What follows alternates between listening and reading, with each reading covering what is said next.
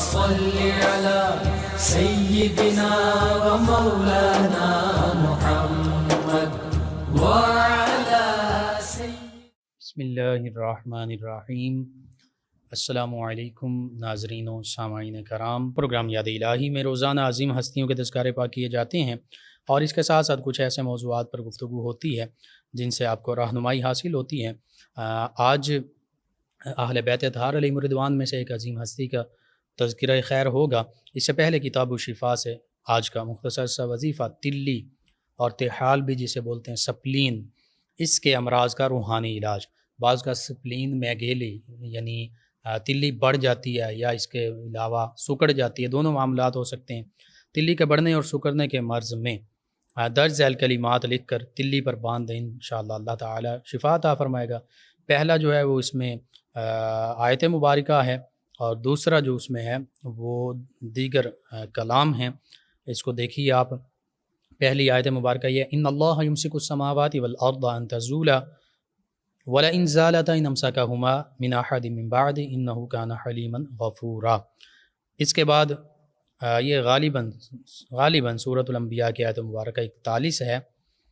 اگر مجھے متشابہ نہیں لگ رہا تو اس کے ساتھ آپ نے پڑھنا یا تحالو ارجع الی مکانک، یا تحالو ارجع الی مکانک، اے تلی اپنے اصل مقام پر لوٹ جا، یعنی سکڑ گئی ہے تو نارمل ہو جا، پھیل گئی ہے پھر بھی نارمل مقام پہ آ جا۔ بحق سیدنا ابی بکر الصدیق رضی اللہ تعالی عنہ، بحق سیدنا ابی بکر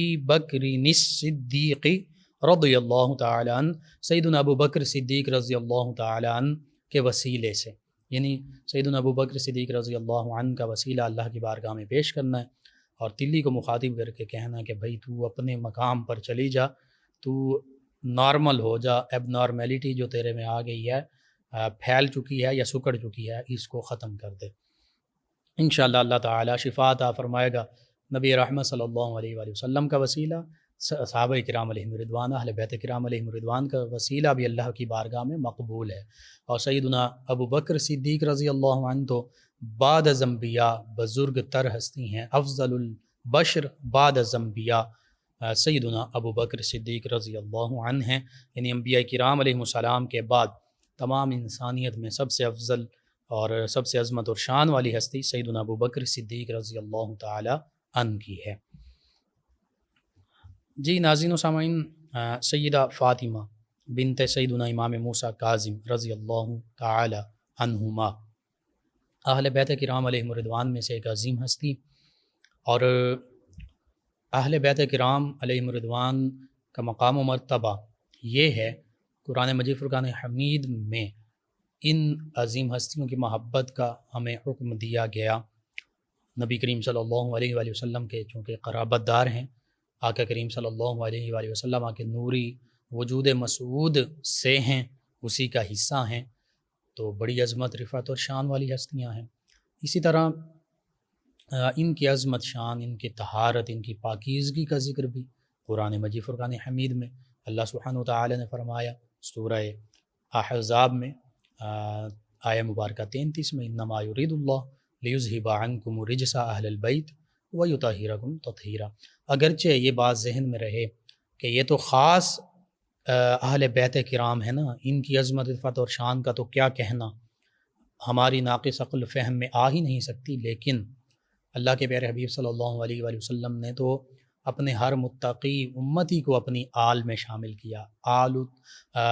کل تقین آل محمد صلی اللہ علیہ وآلہ وسلم، یہ آقا کریم صلی اللہ علیہ وآلہ وسلم کا فرمان مبارکہ موجود ہے۔ آقا کریم فرماتے ہیں ہر متقی ہدی للمتقین،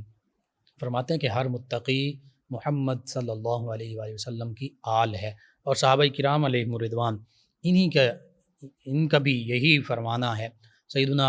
عبداللہ ابن عباس رضی اللہ عنہما، ان کے سامنے جب کسی نے قل لا اسألکم علیہ اجرا الا المودۃ فی القربى اس کے بارے میں، اور اہل البیت ویطہرکم تطہیرا انما یرید اللہ لیذھب عنکم الرجس اہل البیت ویطہرکم تطہیرا، اس بارے میں پوچھا کہ یہاں اہل بیت سے، قرابت داروں سے کون مراد ہیں، تو ایک صحابی یا تابعی رضی اللہ عنہ، انہوں نے غالباً جلد بازی سے کام لیا اور صرف 4-5 ہستیوں کا نام اس میں لیا، یعنی جنہیں پنج تن پاک کہتے ہیں۔ تو سیدنا عبداللہ ابن عباس رضی اللہ عنہما نے بھی اس موقع پر فرمایا کہ اللہ کے بندے آپ نے جلدی سے کام لیا، آل محمد صلی اللہ علیہ وآلہ وسلم میں بے شک یہ ہستیاں شامل ہیں، یہ تو خاص ہیں، لیکن ساتھ ہی سیدنا عبداللہ ابن عباس رضی اللہ عنہما نے یہی روایت بیان کی، فرمایا کہ ہر متقی آقا کریم صلی اللہ علیہ وآلہ وسلم کے فرمان کے مطابق نبی کریم صلی اللہ علیہ وآلہ وسلم کی آل میں شامل ہے۔ سیدنا سلمان فارسی رضی اللہ عنہ، ان کو آقا کریم صلی اللہ علیہ وآلہ وسلم نے فرمایا سلیمان منا اہل البیت، خاص طور پر ان کے لیے بھی فرما دیا، اگرچہ تمام متقی مومنین کے لیے، ایمان والوں کے لیے آقا کریم صلی اللہ علیہ وآلہ وسلم کا یہ فرمان، یہ بشارت موجود، لیکن خصوصیت کے ساتھ سیدنا سلمان فارسی رضی اللہ عنہ کے لیے فرمایا کہ یہ سلیمان ہمارے اہل بیت میں سے ہیں۔ اسی طرح جلیبیب، یہ بھی ایک صحابی ہیں، ان کی شہادت ہوئی، آقا کریم صلی اللہ علیہ وآلہ وسلم نے ان کے لیے فرمایا کہ یہ مجھ سے ہیں، میں ان سے ہوں، اور ایک اشعری قبیلے کے بارے میں فرمایا کہ اشعری قبیلہ مجھ سے ہے، میں ان سے ہوں۔ اسی طرح دیگر اور صحابہ کرام علیہم رضوان کے بھی واقعات ملتے ہیں، ان کے بارے میں فرمایا کہ یہ مجھ سے ہیں، میں ان سے ہوں، جیسے سیدنا امام حسین رضی اللہ عنہ کے لیے فرمایا تھا کہ حسین مجھ سے ہیں، میں ان سے ہوں۔ تو یہ آقا کریم صلی اللہ علیہ وآلہ وسلم نے اس دائرہ کار کو محدود نہیں فرمایا، تو ہم کون ہیں کہ اس دائرہ کار کو محدود کریں؟ ہاں، جو آقا کریم صلی اللہ علیہ وآلہ وسلم کے نوری وجود مسعود سے قربت اور نسبت رکھنے والی ہستیاں ہیں، ان کا تو پھر مقام وراء الورا ہے۔ صحابہ کرام علیہم رضوان ان سے محبت فرمایا کرتے تھے، یہ اہل بیت کرام علیہم رضوان صحابہ کرام علیہم رضوان سے محبت فرمایا کرتے تھے، تو یہ محبت کا رشتہ تھا۔ انہی عظیم ہستیوں میں ایک ہستی ہیں سیدہ فاطمہ بنت سیدنا امام موسیٰ کاظم رضی اللہ تعالی عنہما۔ سیدنا امام موسیٰ کاظم رضی اللہ عنہ کا ذکر کریں تو آپ صاحبزادے ہیں سیدنا امام جعفر الصادق رضی اللہ تعالی عنہ کے۔ پھر یہاں پر ایک اور نسبت جس کا وظیفے میں بھی ذکر ہوا، سیدنا امام جعفر صادق رضی اللہ عنہ کی جو والدہ ماجدہ ہیں سیدہ ام فروہ رضی اللہ عنہا، اور یعنی سیدنا امام محمد باقر رضی اللہ عنہ کی زوجہ محترمہ، اور سیدنا امام موسیٰ کاظم رضی اللہ عنہ کی دادی جان، اور سیدہ فاطمہ جن کا آج ذکر ہو رہا ہے ان کی پردادی جان، اہل بیت کرام علیہم رضوان کی جدہ،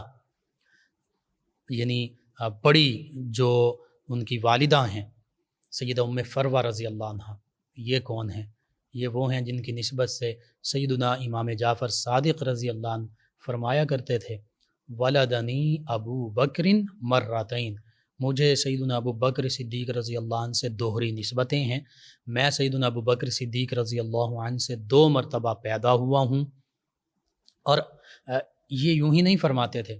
اس کے پیچھے حقیقت کیا تھی وہ آپ سماعت کیجئے، چونکہ سیدنا امام جعفر صادق رضی اللہ عنہ کی والدہ ماجدہ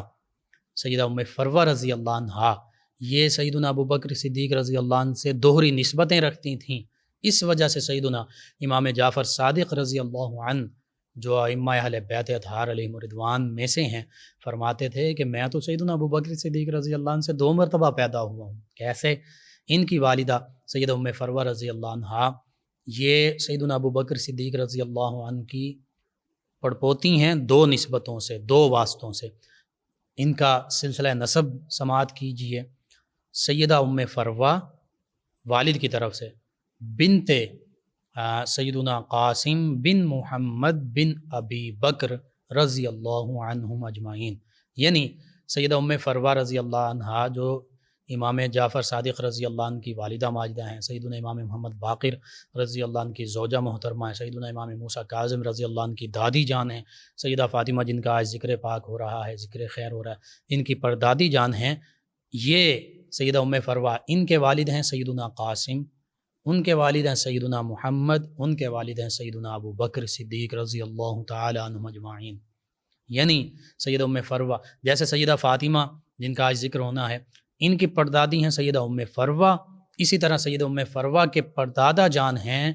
سیدنا ابو بکر صدیق رضی اللہ تعالی عنہ اپنے والد گرامی کی جانب سے، اور والدہ کی جانب سے بھی پردادا جان سیدنا ابو بکر صدیق رضی اللہ عنہ۔ کیسے؟ سلسلہ نسب سماعت کیجئے، سیدہ ام فروہ رضی اللہ عنہ بنت سیدہ اسماء بنت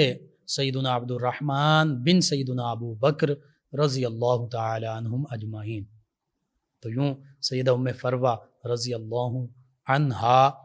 کے دونوں نسبتوں سے، والد اور والدہ دونوں کی طرف سے، ادھر سے یوں کہہ سکتے ہیں پڑنانا جان والدہ کی طرف سے، پڑنانا جان ہیں سیدنا ابو بکر صدیق رضی اللہ عنہ، اور والد کی طرف سے پردادا جان ہیں سیدنا ابو بکر صدیق رضی اللہ عنہ، دو نسبتیں۔ اس وجہ سے سیدنا امام جعفر صادق رضی اللہ عنہ بارہا فرمایا کرتے تھے ولدنی ابو بکر مرتین، مجھے تو سیدنا ابو بکر صدیق رضی اللہ عنہ سے یہ دوہری نسبتیں ہیں کہ میری والدہ ان کے دونوں خانوادوں سے ہیں،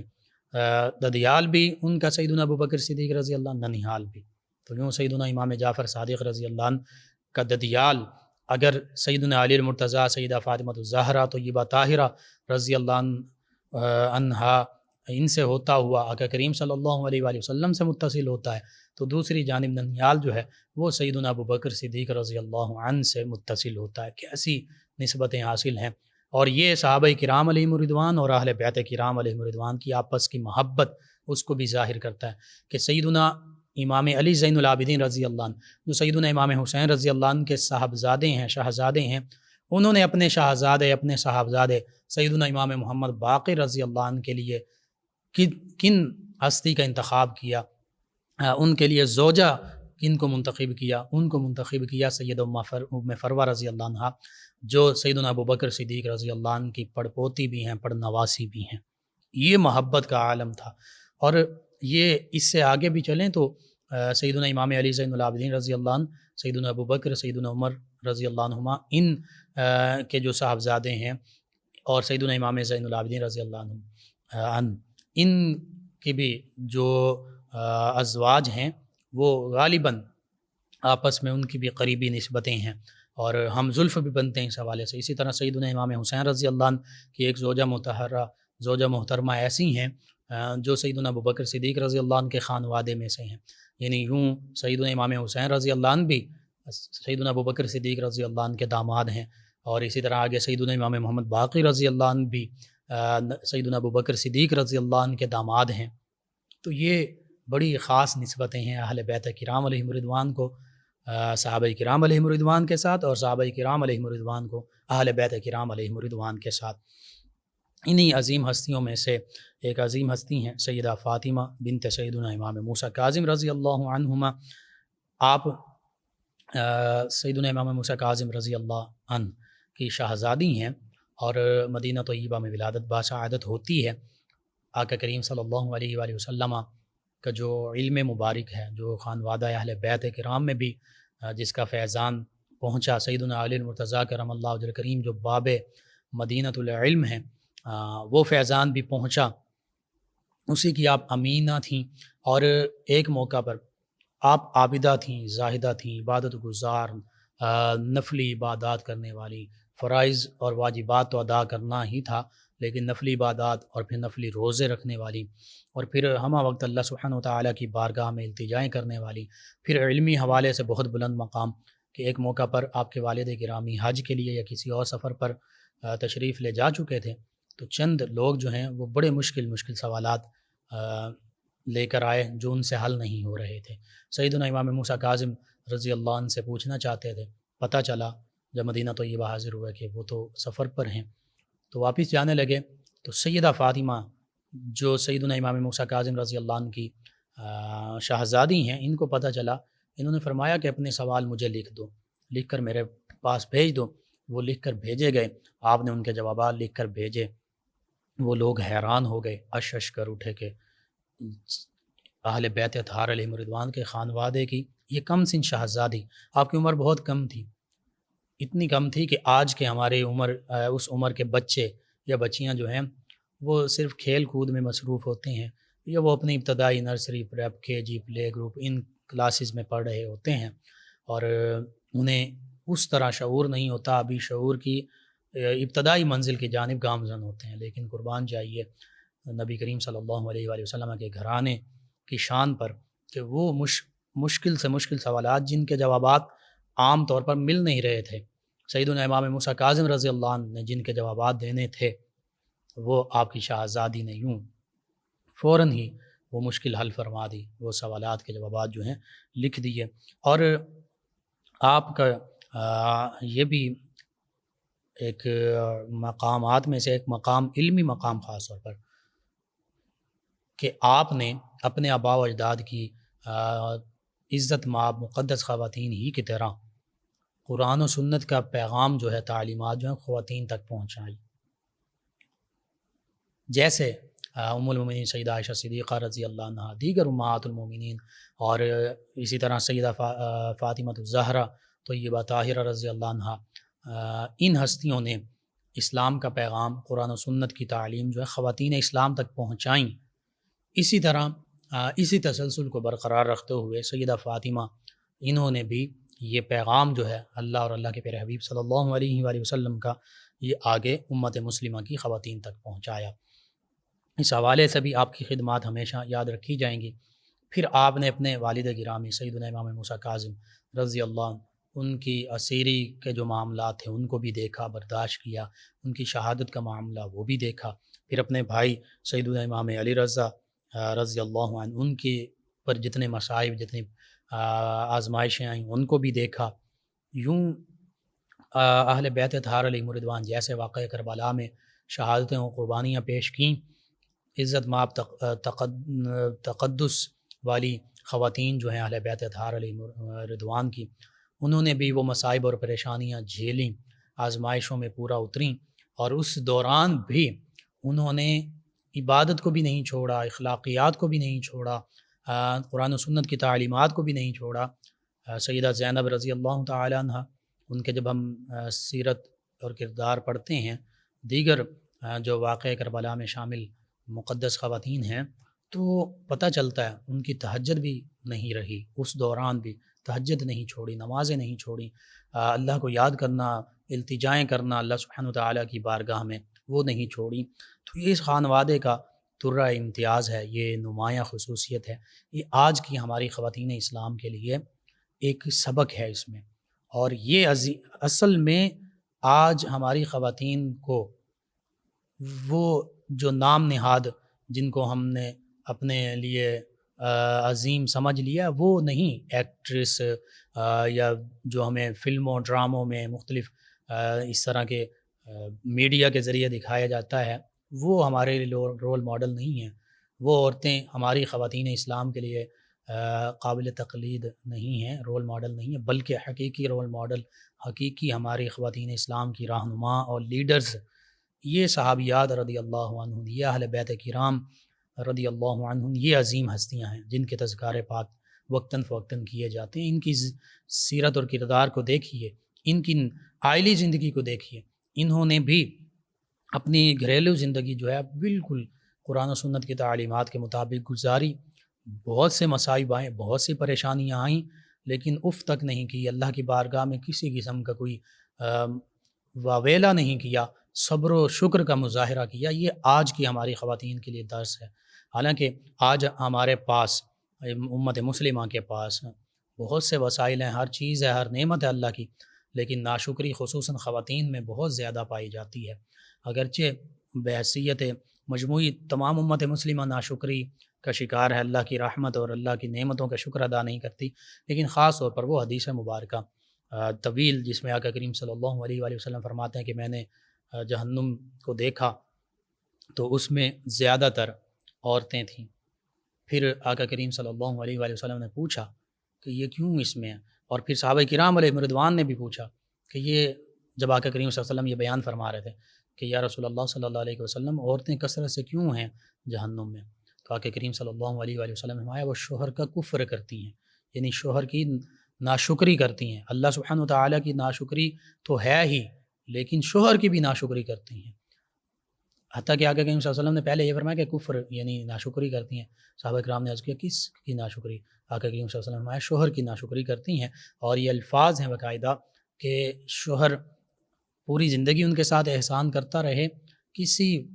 موقع پر کسی معاملے میں کوئی تھوڑا سا معاملہ ایسا ہو جائے تو فوراً کہہ دیتی ہیں کہ تم سے تو ہمیں کچھ بھی نہیں ملا۔ تو یہ ناشکری کا معاملہ، اور آقا کریم فرما رہے ہیں اسی ناشکری کی وجہ سے اکثر عورتیں جہنم میں جائیں گی۔ تو اس حوالے سے میری جو مسلمان مائیں بہنیں بیٹیاں ہیں، خواتین اسلام ہیں، ان کے لیے یہی ریکویسٹ ہے کہ اس حدیث مبارکہ کو بھی سامنے رکھیں۔ کتنی بڑی وعید ہے اور کیسا عجیب معاملہ ہے کہ زیادہ خواتین صرف ناشکری، شوہر کی ناشکری کی وجہ سے جہنم میں جائیں گی۔ تو ان کے لیے یہ خواتین اسلام جو ہماری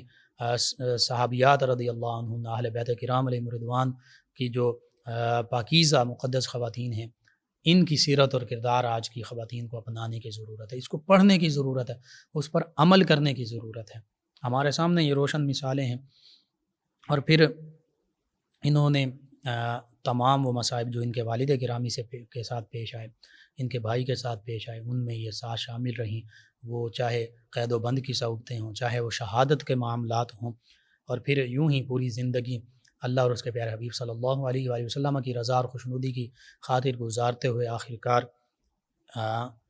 قم میں ان کا وصال ہوا۔ ایران کا یہ شہر ہے قم، یہیں پر ان کا جو مزار مبارکہ ہے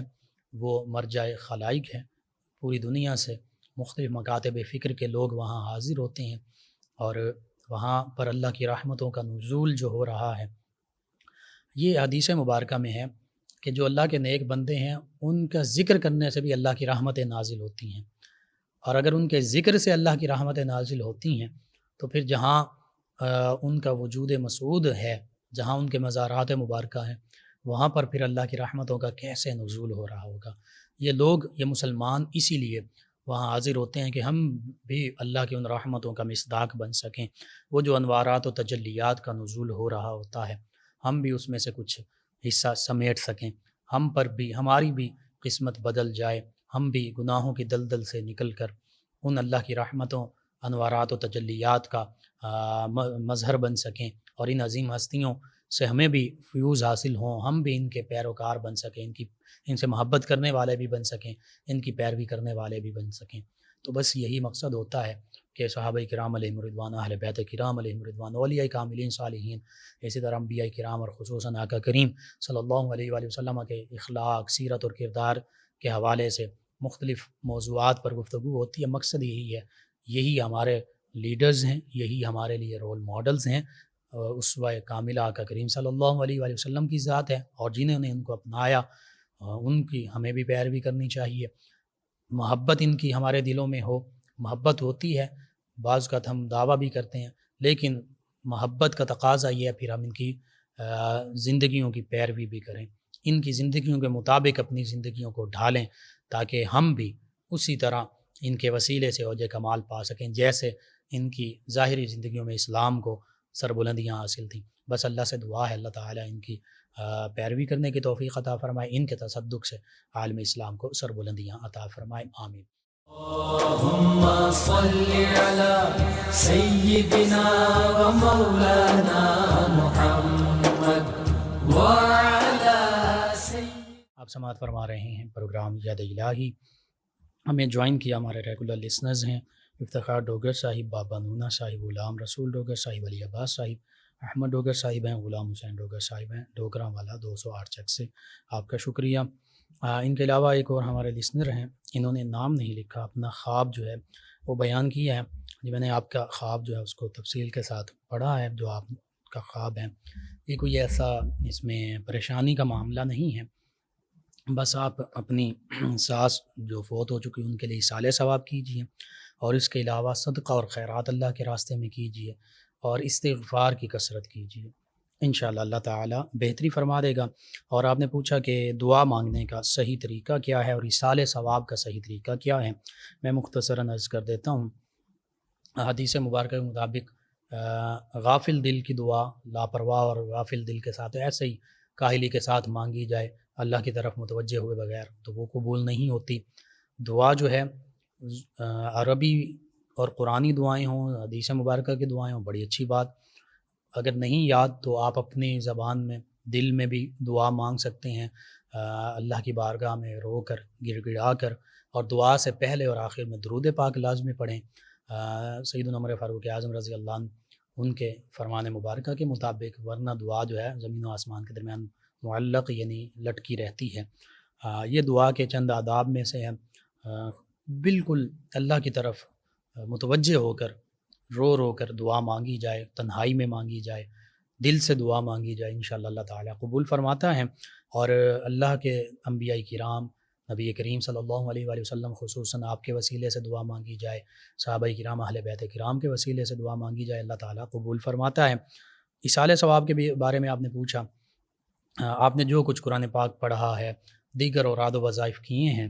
آپ چاہتے ہیں اپنے فوج شدگان کو ایصال ثواب کرنا، تو بس دعا مانگیے۔ سب سے پہلے آقا کریم صلی اللہ علیہ وآلہ وسلم کی بارگاہ میں ہدیتاً عقیدتاً پیش کیجئے کہ اے اللہ، نبی کریم صلی اللہ علیہ وآلہ وسلم کی بارگاہ میں ہدیتاً پیش کرتا ہوں، قبول فرما۔ اس کے بعد انبیاء کرام، صحابہ کرام، اہل بیت کرام، اولیاء کرام، ان کی بارگاہ میں پیش کیجئے اسی طرح۔ اور پھر نبی کریم صلی اللہ علیہ وآلہ وسلم کے وسیلے سے دعا کر سکتے ہیں، اللہ آقا کریم صلی اللہ علیہ وآلہ وسلم کے وسیلے کے اس کا ثواب جن کو نام لے کر کہنا چاہتے ہیں یا رشتے کے نام سے جو بھی فلاں تک پہنچا دے، ان تک پہنچاتا ہوں اور قبول فرما۔ اور پھر ان کے لیے دعائے مغفرت، درجات کی بلندی کی دعا کر سکتے ہیں۔ بس یہ ایصال ثواب کا معاملہ ہے، کوئی اس میں ایسا خاص نہیں ہے۔ قرآن مجید فرقان حمید میں یہ ہے، الذین یقولون ربنا اغفر لنا والذین جاءوا من بعدہم، جو بعد میں آئے وہ یوں کہتے ہیں، الذین یقولون ربنا اغفر لنا، اے اللہ ہماری بخشش فرما دے، ولی اخواننا، اور ہمارے ان بھائیوں کی بخشش فرما دے، الذین سبقونا بالایمان، جو ایمان میں ہم سے پہلے دنیا سے سبقت لے گئے اور دنیا سے چلے گئے، ولا تجعل فی قلوبنا غلا للذین آمنوا، اور جو ایمان والے ہیں ان کا کینہ، ان کا بغض، ان کی نفرت ہمارے دلوں میں پیدا نہ فرما۔ تو یہ دعا اس طرح بھی مانگ سکتے ہیں، اور یہ سورہ حشر میں دعا موجود ہے۔ اس سے پہلے مہاجر صحابہ کرام علیہم رضوان کا ذکر ہے اور انصار صحابہ کرام علیہم رضوان کا ذکر ہے، یعنی مہاجر اور انصار صحابہ کرام کے بعد جو آنے والے دیگر صحابہ کرام علیہم رضوان ہیں، دیگر تابعین ہیں، وہ اپنے سے پہلے جو صحابہ کرام گزر چکے ہیں، انصار اور مہاجرین، ان کے لیے یوں دعا کرتے ہیں کہ اللہ وہ ایمان سے کے ساتھ چلے گئے تو ان کے درجات بھی بلند فرما، مغفرت بھی فرما، اور ہمارے دلوں میں ان کے لیے کوئی بغض نہ رکھ، کوئی کینہ نہ رکھ، کوئی نفرت نہ رکھ۔ تو یہ اگرچہ صحابہ کرام علیہم رضوان کے حوالے سے خاص دعا ہے، لیکن یہ تمام مسلمان دعا مانگ سکتے ہیں۔ شمائلہ صاحبہ نے جوائن کیا، پروگرام کو پسند کیا، آپ کا شکریہ، تمام ویورز لسنرز کا شکریہ۔ ناظرین و سامعین، پروگرام کا وقت ختم ہو جاتا ہے، انشاءاللہ کل صبح دوبارہ آپ سے ملاقات ہوگی۔ پروگرام یاد الہی میں اپنے میزبان محمد لقمان رضا اور ہماری ٹیم کو اجازت دیجیے، اللہ نگہبان۔ اللهم صل على سيدنا ومولانا محمد